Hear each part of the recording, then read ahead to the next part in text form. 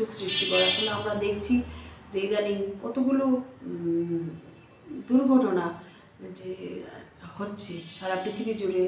একটা plane crash হলো, তারপর যুদ্ধ বিগ্রহ ঘটছে, মানুষের যে যে মস্তিষ্ক বিকৃতি, মানে রাগ বা অঙ্গারক যুগ যেহেতু সৃষ্টি করছে, মানে কি বলবো, প্রচণ্ড রাগ হচ্ছে মানুষের। সেই রাগের জন্য মানুষ কিন্তু তার বুদ্ধি হারিয়ে ফেলছে, বুদ্ধি বিভ্রাট হচ্ছে।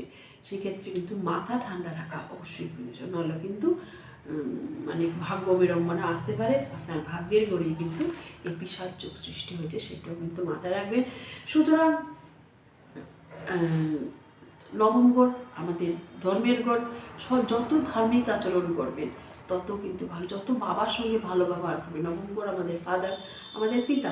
সুতরাং বাবার সঙ্গে ভালো ব্যবহার, বাবার সঙ্গে কানেকশন যদি আপনি ভালো রাখেন, জানবেন কিন্তু আপনার গুড লাক আসবে। আপনার কিন্তু সেই মানে অটোমেটিক এখানে আপনার পঞ্চমেশ নবমেশ যেহেতু কানেকশন সৃষ্টি করেছে নবমভাবে, সুতরাং মঙ্গল কিন্তু আপনাকে এখানে সাপোর্ট করবে। আপনার ভাগ্যপতি, মানে এটা যে ভাগ্যপতির ঘর, লিও সিংহ রাশি, সেও কিন্তু আপনাকে সাপোর্ট করবে। সামাজিক মান সম্মান বৃদ্ধি, আপনার মধ্যে গতি, সজীবতা ইত্যাদি ইত্যাদি কিন্তু আমরা আশা করতে পারি।